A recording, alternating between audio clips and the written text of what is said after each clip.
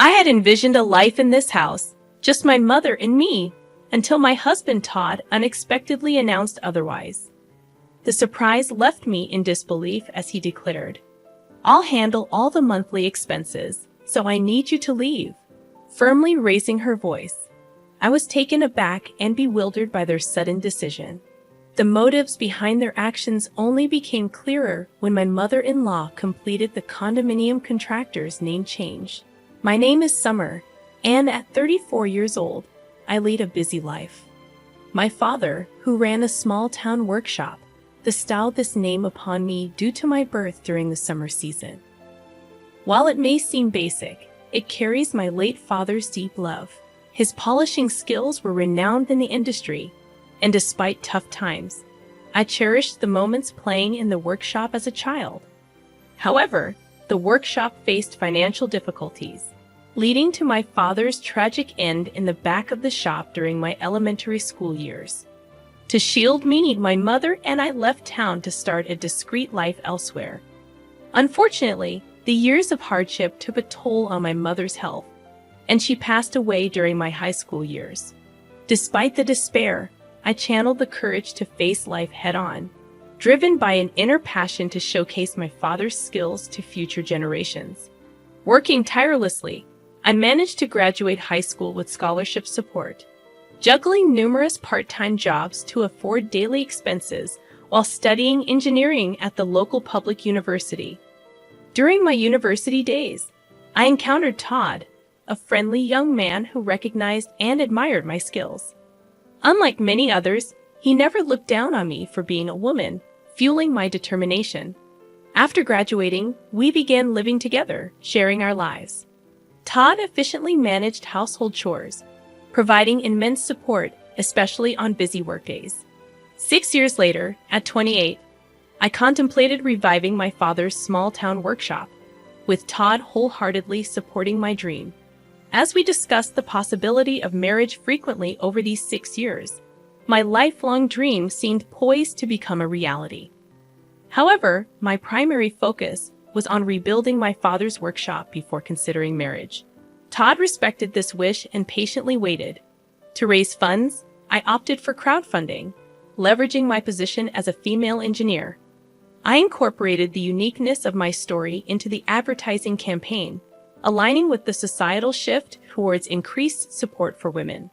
Carefully planning and persistently securing funding and the right personnel, after 4 years of effort, I successfully revived the town workshop. Mindful of the financial struggles the old workshop faced, I introduced state-of-the-art equipment and gave the factory a modern and sophisticated design. By establishing facilities and systems conducive to women, I aimed to create a workplace that was both productive and female-friendly. These efforts quickly elevated the workshop's status to top tier within the industry. While some might perceive my success as luck, it was, in fact, the result of numerous challenges and tireless efforts. Todd, my university partner, knew this best. However, Todd's career faced challenges, and while his colleagues progressed, he remained a rank-and-file employee.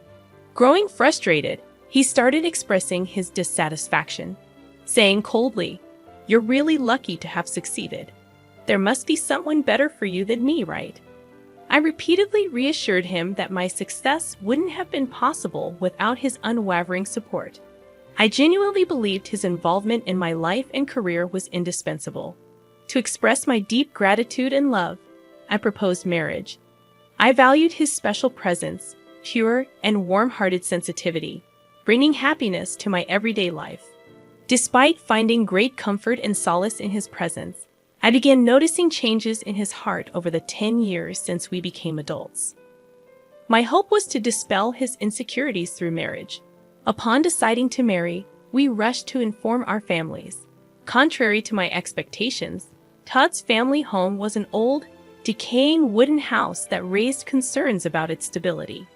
When Todd's mother first saw me, she remarked, "You're the daughter of the wealthy business owner they often talk about," reflecting my past fundraising and media exposure. In the pursuit of success, I had emphasized the importance of first impressions, but the reality of Todd's family background differed from my expectations. I dedicated considerable time and effort to my attire and appearance, aiming for a suitable impression. However, from my mother-in-law's perspective, my outfit might have appeared flashy and excessive. She started speaking in a sarcastic tone, implying that I owed my appearance to Todd's assistance. Despite feeling grateful, I sensed tension as I entered their quiet old house. Todd seemed to have something on his mind, but remained silent. His father, in tattered clothes and with a restless demeanor, reflected the atmosphere of the home. Apologizing for the state of their house, he acknowledged its issues and conveyed that it might differ from the appearance of a wealthy household. Trying to calm myself, I internally took several deep breaths. Each time I made a casual remark, Todd's parents responded with comments about how rich people have different ways of thinking and values than common people like us, making genuine conversation difficult. Back at home, I asked Todd about his parents' views on wealth, and he shared surprising facts. Since childhood, he was taught that fancy apartment buildings were probably built on wrongdoing, and wealthy people engaged in shady dealings. They were believed to lack understanding of others' feelings or hardships, and Todd was advised to avoid befriending children from wealthy families. Although I hadn't grown up in a wealthy family myself, I found it intriguing to understand the roots of his parents' strong feelings. Even afterward, Todd's parents disapproved of our relationship. His mother often expressed concern about me making him do too much, while his father advised him not to let married life be completely dominated by his wife.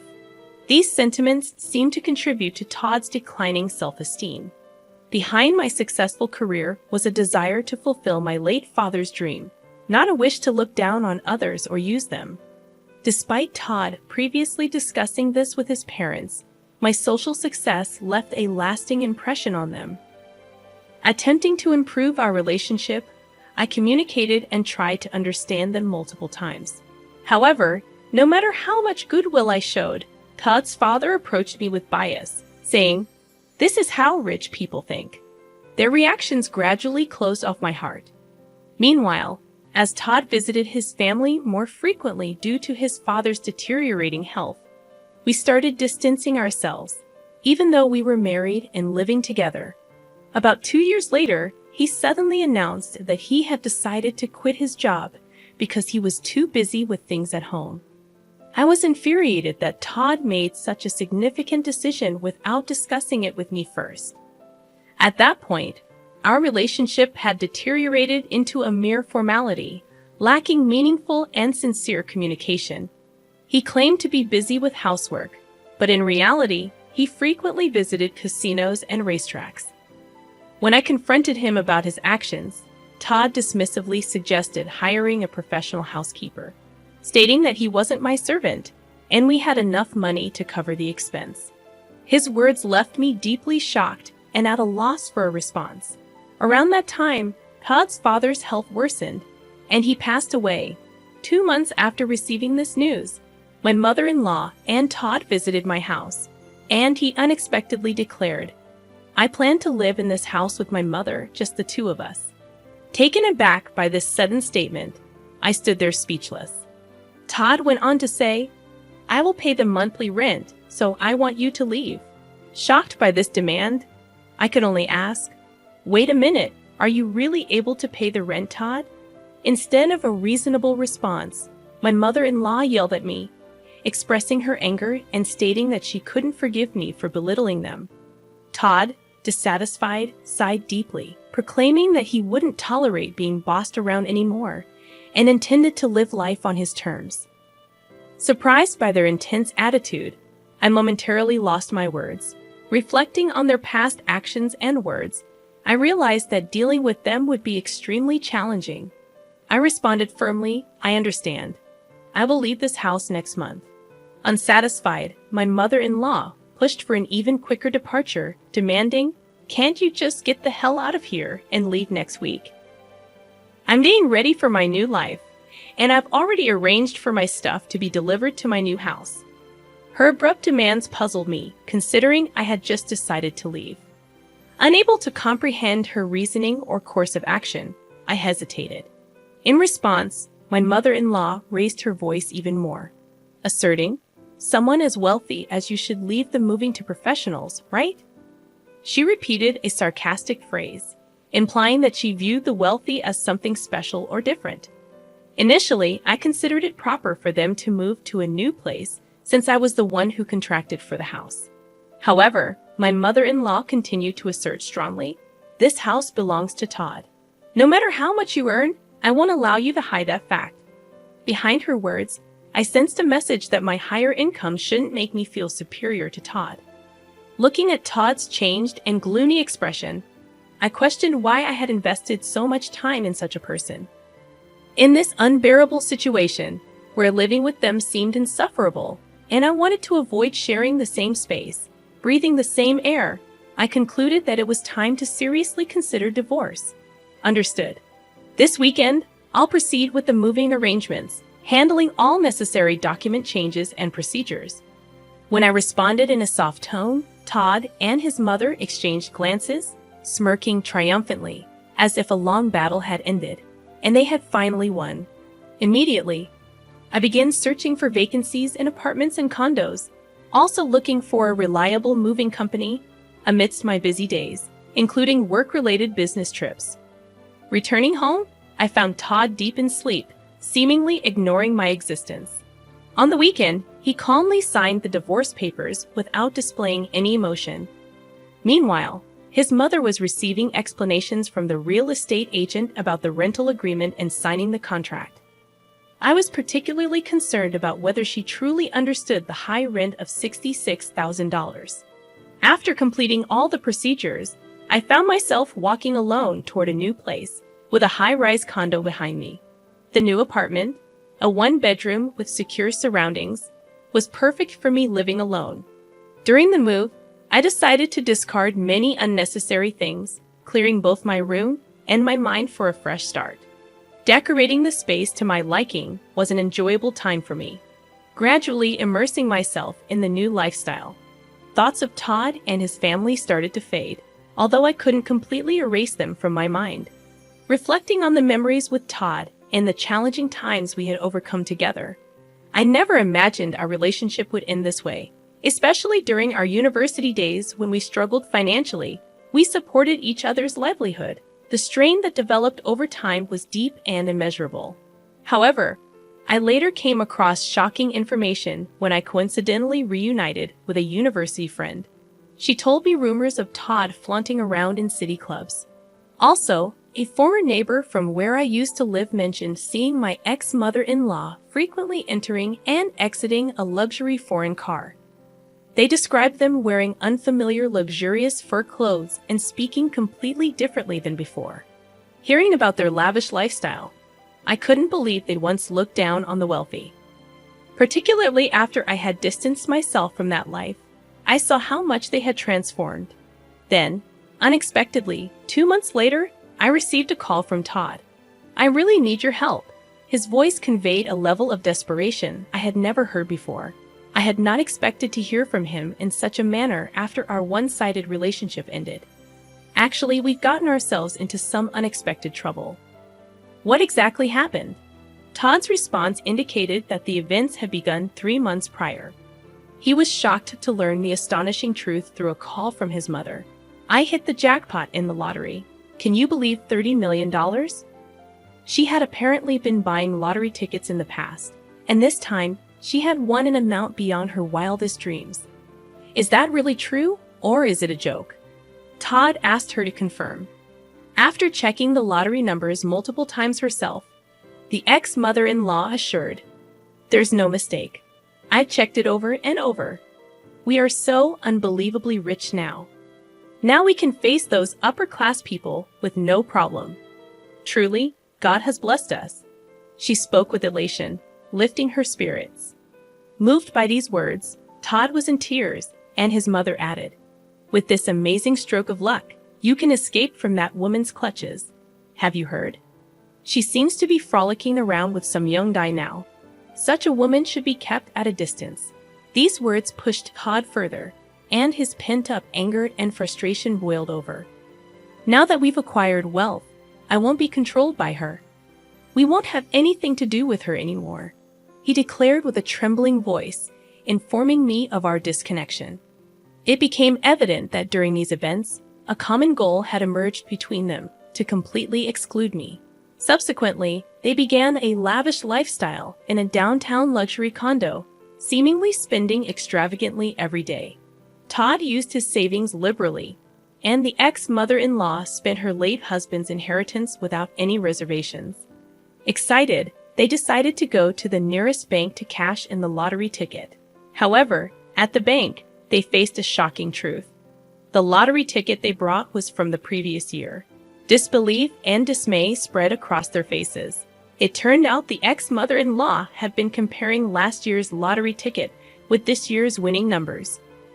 Amidst this commotion, there was a deep-seated fear that somehow I would take their wealth from them.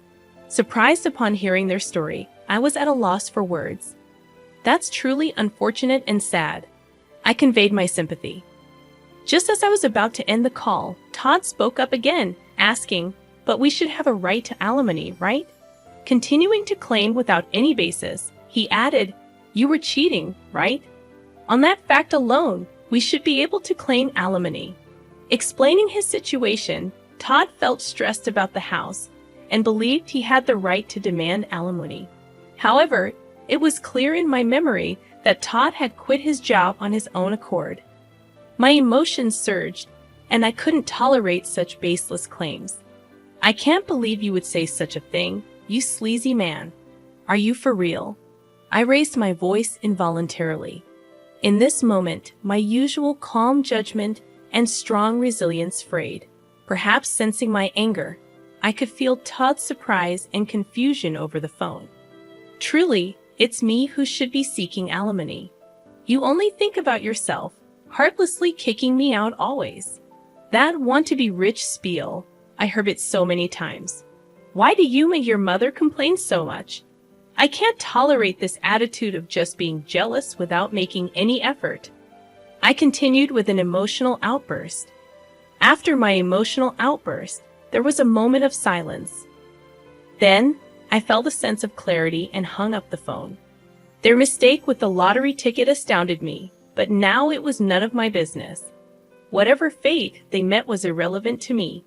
Days later, as I walked in front of my factory, I saw my ex-mother-in-law in a visibly deplorable state. She appeared before me and began to prostrate. "Please help me. We can't afford to return the $66,000. Please come back and be a part of our family again." That should have been clearly written in the documents. Why didn't you check them thoroughly? Didn't you understand how serious it all was? And about that lottery ticket, I murmured slowly, choosing my words carefully. Will you truly abandon a mother and child struck by such misfortune? After a pause, I shook my head calmly and said, I believe that luck, in many cases, is something you forge for yourself despite hardships. I have strived to carve out my own destiny. How much of that mindset did you have? My words left her with a surprised and somewhat regretful expression. Struggling to find a response, I walked past her and started walking in the direction of the building. After a short walk, I turned around to find my former mother-in-law still standing there. But I never looked back again and kept walking, focused on the path ahead. As expected, Todd and his mother were eventually evicted from the luxury condo. They chose an old wooden shack as their new dwelling, having spent all their savings. Now, they spend their days working various part-time jobs to support themselves and save for the future. Over the following years, I dedicated myself to my work, and my factory grew far beyond its original small-town scale. I secured funds to purchase a larger plot of land nearby and established a new state-of-the-art factory there. This newly built facility was designed with the comfort of the entire family in mind, complete with maternity leave and childcare facilities for employees.